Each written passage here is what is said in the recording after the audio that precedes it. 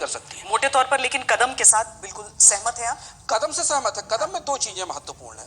एक चीज महत्वपूर्ण इसमें मैं देखने वाली बात यह है कि सरकार बड़ी डिनोमिनेशन के करेंसी बंद करने नहीं जा रही है, लेकिन एक बड़े पैमाने पर जो कैश इन होल्डिंग है, जो चाहे वो फेक करेंसी के तौर पर हो या जेन्युइन करेंसी के तौर पर, उसको स्ट्राइक करने की बात है। और अगर आप ध्यान दें तो जो एसआईटी ब्लैक मनी पर बनी थी, उसने रिकमेंडेशन दी थी सरकार को कि आप कैश ट्रांजैक्शंस की लिमिट कर दीजिए। और उसने कहा था कि 15,000 रुपए तक के कैश ट्रांजैक्शन, उसके बाद के कैश ट्रांजैक्शन रिपोर्टेबल बना दिए जाने चाहिए। घर में 20,000 रुपए से ज्यादा कैश रखने की छूट नहीं दी जानी चाहिए। ये एसआईटी की सिफारिश मौजूद थी। उस सिफारिश को ही संज्ञान लेते हुए प्रधानमंत्री ने यह फैसला किया। फैसला एक तरीके से लोगों को शुरुआत में तगड़ा झटका देगा और पैनिकी भी है, लोगों को पैनिक करने वाला भी।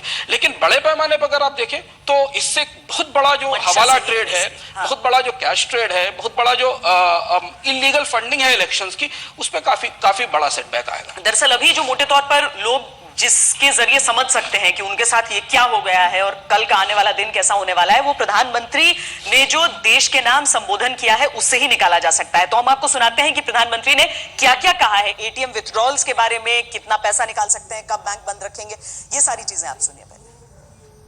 9 नवंबर और कुछ स्थानों में 10 नवंबर को भी एटीएम काम नहीं करेंगे। प्रारंभ में एटीएम से प्रति कार्ड प्रतिदिन निकाली जा सकने वाली राशि की सीमा 2,000 रुपया रहेगी। 500 रुपये या 1,000 रुपये के पुराने नोटों को खाते में डालकर आप अपनी जरूरत के अनुसार फिर से निकाल सकते हैं। केवल शुरू के दिनों में खाते में से धनराशि निकालने पर प्रतिदिन 10,000 रुपया और प्रति सप्ताह 20,000 रुपये की सीमा तय की गई है। ऐसा नए नोटों की उपलब्धता को ध्यान में रखते हुए किया गया है।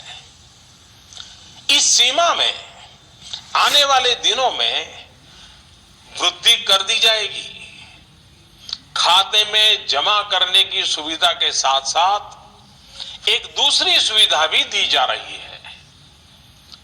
तत्काल आवश्यकता के लिए 500 और 1,000 रुपये के पुराने नोटों को नए एवं मान्य नोट के साथ 10 नवंबर से 30 दिसंबर तक आप किसी भी बैंक या प्रमुख और उप डाकघर, हेड पोस्ट ऑफिस और सब पोस्ट ऑफिस के काउंटर से अपना पहचान पत्र जैसे कि आधार कार्ड, मतदाता कार्ड यानी कि voter card, ration card, passport, pan card इत्यादि सबूत के रूप में पेश करके आप नोट बदल सकते हैं।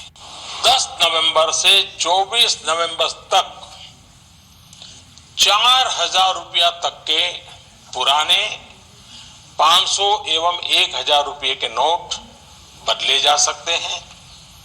15 दिनों के बाद यानी 25 नवंबर से 4,000 रुपये की सीमा में वृद्धि कर दी जाएगी। ऐसे लोग जो इस समय सीमा के अंदर अर्थात 30 दिसंबर 2016 तक पुराने नोट किसी कारणवश अगर जमा नहीं कर पाए, उनको 500 और 1,000 रुपए के पुराने नोट बदलने का एक आखिरी अवसर भी दिया जाएगा। ऐसे लोग रिजर्व बैंक के निर्धारित ऑफिस में अपनी राशि एक घोषणा